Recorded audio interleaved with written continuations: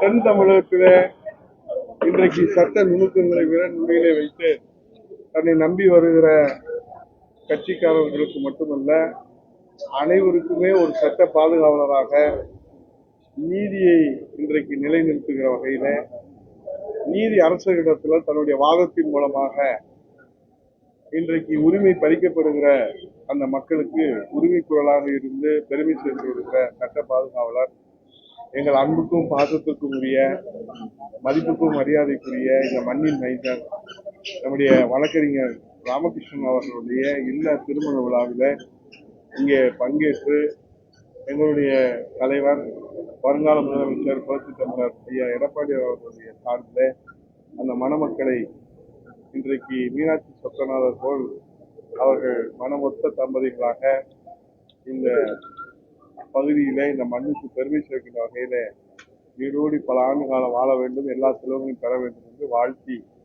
இந்த திருமண விழாவில் பங்கேற்று. ஆனா எஸ்ஐஆர் கூட்டம், அனைத்து கட்சி கூட்டம் நடந்தது. அதுல கலந்து கொண்டவர்கள்லாம் வீரர்கள், அதுல கலந்து கொள்ளாதவர்கள்லாம் கோழைகள் அப்படின்னு இல்ல, இப்ப அவங்க அழைப்பு கொடுத்ததுலே பாத்துட்டீங்கன்னா 60 கட்சிக்கு அழைப்புதல் கொடுத்திருக்கிறாங்க. அதுல 20 கட்சி புறக்கணிச்சிருக்கிறாங்க. இப்போ இந்த வாக்காளருடைய சிறப்பு தீவிர திருத்தத்தை பற்றி பல விளக்கங்கள் நீதிமன்றத்தில் கொடுக்கப்பட்டு, அண்டை மாநிலங்களில் கொடுக்கப்பட்டு, இப்போது பல மாநிலங்கள்ல மேற்கொள்ள இருக்கிறார். இது திருத்தங்கள் மேற்கொண்டதற்கு பிறகுதான் அதுல இருக்கிற நிறை குறைகள் தெரியும். இப்போ ஒரு திருத்தம் செய்வதற்கு ஏன் அரசு அஞ்சுகிறது? ஏனென்றால் இப்போது இருக்கக்கூடிய அரசு ஸ்டாலின் அரசு என்பதை அவர் மறந்து பேசுகிறாரா என்பது தெரியல.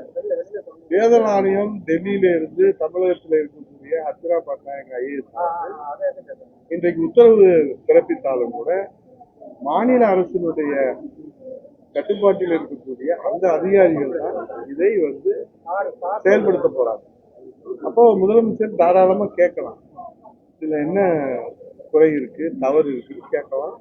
அவங்க விளக்கம் சொல்றதுக்கு கடமைப்பட்டிருக்கிறாங்க. தேர்தல் ஆணையத்தினுடைய கட்டுப்பாட்டில் அவங்க சென்றாலும் கூட மாநில அரசுக்கு கட்டுப்பட்டவங்க தான். ஆகவே இந்த அச்சம் என்பது இன்றைக்கு தேவையில்லாத ஒரு நிலைமை. அதோடு 2 தினங்களுக்காக சோழவந்தான் இங்க திருச்சி இந்த பகுதிகளில் அமமுகவினுடைய பொதுச் செயலாளராக இருக்கிற டிடிவி தினகரன் அவர்கள் அதிமுகவை காப்பாற்ற வேண்டிய கடமை அமமுகவுக்கு இருக்கிறது என்று புதிய அவதாரம் எடுப்பதை போல, அவர் ஏதோ இப்போதுதான் கட்சி தொடங்கியதை போல, இப்போதுதான் அந்த கட்சிக்கு கொள்கையை வகுத்ததை போல அவர் ஒரு புதிய விளக்கத்தை கொடுத்திருக்கிறார்கள். ஆகவே இது பழைய பிரிண்ட் புதிய படமா அவர் வெளியிட்டிருக்கிறாரு. அதனால இந்த படம் ஓடாது. அவங்க எத்தனை புதிய வடிவங்கள்ல ஒரு பழைய பிரிண்டை வெளியிட்டாலும் ஒன்றும் மக்களிடத்துல வரவேற்பு கிடையாது. அதிமுகவை காப்பாத்துல அப்படின்னு யாரும் அவர்கிட்ட போய் முறையிட்டதா எங்களுக்கு தெரியல. எந்த தொண்டரும் அவர்கிட்ட முறையிட்டதா தெரியல. அவரு அண்ணா திராவிட முன்னேற்ற கழகம் வேண்டாம் என்றுதான் அவரு அம்மாவுடைய பெயர்ல கொடியை வைத்து, அம்மாவுடைய பெயர்ல வைத்து நாடாளுமன்ற தேர்தலை சந்தித்தார், சட்டமன்ற தேர்தலை சந்தித்தார், உள்ளாட்சி தேர்தலை சந்தித்தார். அத்தனை தேர்தல்களிலும் மக்களால் அவர் நிராகரிக்கப்பட்டிருக்கிறார். மக்கள் அவர்களை ஏற்றுக்கொள்ளவில்லை.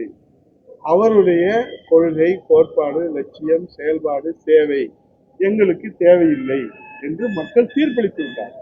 ஒரு தேர்தலில் மட்டுமில்லை. ஏன்னா அவர் ஒரு சட்டமன்ற உறுப்பினரோ, ஒரு நாடாளுமன்ற உறுப்பினரோ, ஒரு கவுன்சிலரோ, ஒரு ஊராட்சி மன்ற தலைவரோ இருக்கிறதா எனக்கு தெரியல, உங்களுக்கு தெரியுமான்னு தெரியல. ஆக ஒரு கட்சியை தொடங்கி மக்களிடத்துல தேர்தலில் நின்று அவர் ஏ ஃபார்ம் பி ஃபார்ம்ல கையெழுத்து போட்டு அமமுக அப்படின்னு ஏ ஃபார்ம்ல சி ஃபார்ம்ல தேர்தல் ஆணையத்துல ஒப்புதலை பெற்று கையெழுத்து போட்டு அதற்கு நான் தான் பொதுச் செயலாளர், அதற்கு நாங்கள் தான் மாவட்ட செயலாளர் என்று செயல்பாட்டுக்கு அது மக்கள் மத்தியிலே போனியாகாமல் புறக்கணிக்கப்பட்ட பிறகு இன்றைக்கு அவர் தாய் வீட்டுக்கு கிளை கொடுத்திருக்கிறார்கள். ஆனால் அதை மீட்டு தாருங்கள் என்று யாரும் அவரிடத்திலே போய் நீங்கள் தான் ராஜராஜ சோழன், எங்களுக்கு நீதி வழங்குங்கள் என்று யாரும் முறையிட்டதாக எனக்கு தெரியவில்லை. ஆகவே அவர் புதிய அவதாரம் எடுத்திருப்பதை போல அவர் காட்டுவது என்ன என்பது, இது பழைய படம், புதிய பிரிண்ட் எல்லாம் வெளியிட்டு மதுரையில ஆர்பி ஜெயக்குமார் அரசியல் ஞானி போல பேசுகிறாருன்னு அதே டிடிவி பேட்டி கொடுத்திருக்காரு. அப்படியா? ஏன்னா அது இன்னும் பார்க்கல. அவங்க என்ன சொல்லியிருக்காங்கன்னு எனக்கு தெரியல. திமுக குடும்ப கட்சி கிடையாது. கொடுக்கணும்னா எடப்பாடி தான் கொடுக்கணும், துரோகத்திற்குன்னு சொல்லி 2 பேருமே அந்த கண்டனம் வலியுறுத்துறாங்க. டிடிவியும் அந்த வழிமொழியும் அந்த சொல்றாங்க. உண்மையிலே இந்த கட்சிக்கு துரோகம் இழைத்தது யார் என்ற கேள்வி வருகிறது. சேவைக்கு நோபல் பரிசு மிக விரைவில் எடப்பாடியாருக்கு கிடைத்தாலும் அது ஆச்சரியப்படவில்லை. அவருடைய வாக்கு பொன்னாகட்டும். சேவைக்கு நோபல் பரிசு கிடைக்கும். ஏன்னா எனக்கு தெரிஞ்சு சேவைக்கு தான் கொடுப்பாங்களே தவிர துரோகத்துக்கு எங்கேயும் கொடுக்கறதா எனக்கு தெரியல. வரலாற்று அப்படி இருக்கா? அதிமுகலையும் மகன் மாப்பிள்ள இவங்களோட தலையீடெல்லாம் இருக்கு அப்படின்னு செங்கோட்டையன் கடையில பேசுறாரு. இல்ல 2 பேருமே பேசிய முதல்வரும் பேசியிருக்கிறாரு, செங்கோட்டையனும் பேசியிருக்காரு. யார் என்ன மன்னராட்சிக்கு முடிவுரை எழுதி மக்களாட்சியை மலர செய்த புரட்சி தமிழக எடப்பாடி அவர்கள் ஜனநாயகத்தை மலர செய்வதற்காக, டெமோக்ரஸியை மலர செய்வதற்காக பாடுபட்டு கொண்டிருக்கிறார்கள். ஆகவே இன்றைக்கு இப்போது தேர்தல் களத்திலே நிற்கிற போது எல்லோரும் அவர்களுக்கு உதவியாக இருப்பார். இப்ப இவங்க இருக்கிறாங்க, மன்னார் இருக்கிறாரு, அவர் திருமணம் நடத்துறாங்க, எல்லாரும் உதவியா இருக்கிறாங்க. அந்த திருமணம் வீட்டார்களுக்கு இருக்கிறவங்க எல்லாருமே இப்ப நான் அவருக்கு உதவியா இருக்கிறேன். ஆனா உடனே இவருக்கு நான் வாரிசுன்னு சொல்லிட முடியும். உதவியா இருப்பது என்பது வேறு, வாரிசாக இருப்பது என்பது வேறு. புரட்சி தமிழக எடப்பாடியாருக்கு தமிழ்நாடே அவருக்கு உதவி முன் வருகிற போது அவர் பெற்றெடுத்த பிள்ளையாக இருப்பவரும் உதவ முன் வருவதில் எந்த ஆச்சரியமும் இல்லை.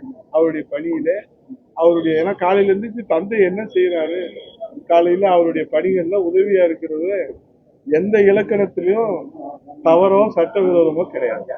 அந்த வகையில இருக்கக்கூடியதை அவர்கள் வேறு பார்வையில பார்த்தா அதற்கு நம்ம பொறுப்பாக முடியாது. ஆகவே இதையெல்லாம் அதுதான் சொல்றேன்ல, இன்னைக்கு புரட்சி தமிழக எடப்பாடியாரை முதலமைச்சர் அணியை அமர்த்துவதற்கு தமிழ்நாட்டு மக்கள் தீர்மானித்திருக்காங்க. அதை திசை திருப்புகிற வேலையைத்தான் இன்றைக்கு இருக்கக்கூடிய மாண்புமிகு முதலமைச்சர் முத்துவேல் கருணாநிதி ஸ்டாலின் அவர்கள் அவருடைய அஜெண்டா, அவருடைய தேர்தல் வியூகத்துல இன்னைக்கு போட்டு அவரும் குழம்புகிறாரு, எல்லாத்தையும் குழப்புறாரு.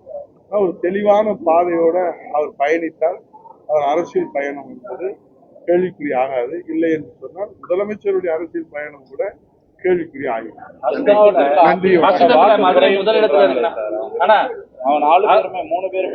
மணி, நீங்க தமிழ்நாடுடைய தீர்ப்பை எடுத்து பாருங்க. எப்போ தேர்தல் இருந்தாலும் நீங்க எடுத்து பாருங்க. 91ல எடுத்து பாருங்க. நான் சொல்றது சமீப காலங்களில் 91ல இருந்து 2021 வரைக்கும் பாருங்க. ஒரே மாதிரிதான் மக்கள் தீர்ப்பளிப்பாங்க. இதுல பிரிவினையே கிடையாது. சோழ மண்டலம் என்ன, பாண்டிய மண்டலம் என்ன, அதியமான் கோட்டை என்ன, மத்திய மண்டலம் என்ன, இதெல்லாம் கிடையாது. தமிழ்நாட்டு மக்கள் சென்னையிலிருந்து கன்னியாகுமரி வரைக்கும் ஒரே தீர்ப்பு தான் அளிப்பாங்க. ஒரு முடிவு எடுத்துட்டா அது தீர்க்கமா இருக்கும். இப்ப மக்கள் முடிவு எடுத்திருக்கிறாங்க. திமுகவுடைய வாரிசு அரசியல், குடும்ப அரசியல், மன்னர் ஆட்சி வீட்டுக்கு அனுப்பணும். புரட்சி தமிழக எடப்பாடி தலைமையில ஜனநாயக ஆட்சி மலரணும் அப்படின்னு தீர்க்கமா முடிவு எடுத்திருக்கிறாங்க. அதற்கு இன்னைக்கு அவருக்கு உளவுத்துறை கையில் வச்சிருக்காருல, அவர் தெரியுங்களா? அதனால இந்த பதட்டம், இந்த நடுக்கம். அதுல நீங்க சொன்ன மாதிரி ஆலோசனை கூட்டம் வந்தவங்களுக்கு எல்லாம் வேணும்னா நீங்க பட்டம் சுட்டிக்கீங்க. அதுல யாரும் ஆட்சேபம். நாளைக்குதான் திருத்தமே ஆரம்பிக்க போறாங்க. அதுதான் இனிமேல என்னன்னு நமக்கு தெரியும். அங்க இப்படி நடந்துச்சு, இங்க இப்படி நடந்துச்சு, இங்க இப்படி நடந்துச்சு, தமிழ்நாட்டுல எப்படி நடந்துச்சுன்னு பார்த்துட்டு நம்ம சொன்னோம்னா தான் அது தெளிவா இருக்கும். அதனாலதான் அண்ணா திராவிட முன்னேற்ற கழகத்தை பொறுத்த அளவுல புரட்சி தமிழக எடப்பாடி அவர்கள் மிக தெளிவாக இந்த சீர்திருத்தம் என்பது நியாயமான வாக்காளர் பட்டியல். உங்களுக்கு ஓட்டுரிமை இருக்கணும்ல, இருக்கணுமா வேணாமா? இறந்தவங்க நீக்கணுமா இல்லையா? டெத் ஷெட்யூல் கொடுத்துட்டே நீக்காதவங்க எல்லாம் இருக்காங்கல்ல, அதுக்கு இது ஒரு வாய்ப்பு தானே. அது பயன்படுத்துறதுலாம் அரசியல் கட்சிக்கு ஒன்றும் தயக்கம் இல்லை. எத்தனை முறை தேர்தல் ஆணையம் வாய்ப்பு கொடுத்தாலும் பொது வாழ்க்கையில் இருக்கிற அரசியல் கட்சிகள் அதை பயன்படுத்தி கொண்டால்தான் நமக்கு நியாயமான வாக்காளர் பட்டியல், சுதந்திரமான வாக்காளர் பட்டியல் கிடைக்கும்.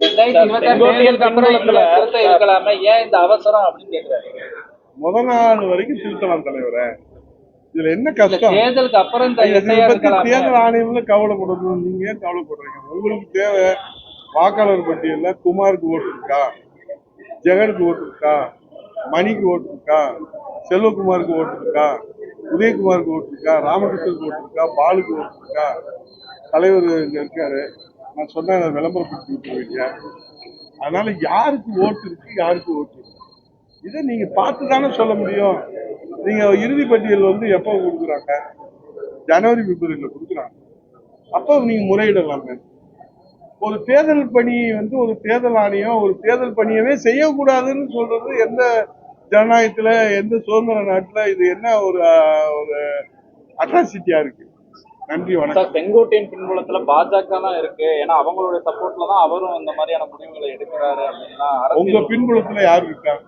நான் செங்கோட்டை எனக்கு தெரியாதுல்ல. எனக்கு எப்படி தெரியும்? உங்க பின்புலத்துல யாரு இருக்காரு எனக்கு எப்படி தெரியும்? ஏன்னா குருமூர்த்தி என்ன சொல்றாருன்னா அதிமுக மணி பின்னாடி யாரு இருக்காருன்னே எனக்கு தெரியாது. அவர் பின்னாடி இவர் பின்னாடி யாரு இருக்காரு? ஜெகன் பின்னாடி யாரு இருக்காரு எனக்கு தெரியாது. மணிக்கு பின்னாடி யாரு இருக்காருன்னு தெரியாது. ஹரிக்கு பின்னாடி யாரு இருக்காருன்னு தெரியாது. நெல்லை பாலுக்கு பின்னாடி யாரு இருக்காரு எனக்கு தெரியாது. பக்கத்துல நிக்க மாமா வாங்க மாமா, ரவிக்கு மாமா பின்னாடி யாரு இருக்காருன்னு எனக்கு தெரியாது. பக்கத்துல இருக்கிற இவர் பின்னாடியே யார் இருக்காரு எனக்கு தெரியாது. அவருக்கு பின்னாடி யாரு இருந்தா எனக்கு என்ன? நன்றி, வணக்கம். திருமணம் சிறப்பாக நடைபெறுவதற்கு உங்களுடைய அனைவருடைய பத்திரிகை அருமையான மதிய உணவு ஏற்பாடு செய்யப்பட்டிருக்கிறது. அனைவரும் தவறாமல் நெல்லை பாலு உங்களை அழைத்து செல்வார். பங்கேற்று விருந்திற்கு மணமக்களை வாழ்த்து வந்து அன்போடு கேட்டுக்கொள்கிறேன். நீங்களும் வாழ்க, பல்லாண்டு வாழ்க. நன்றி, வணக்கம்.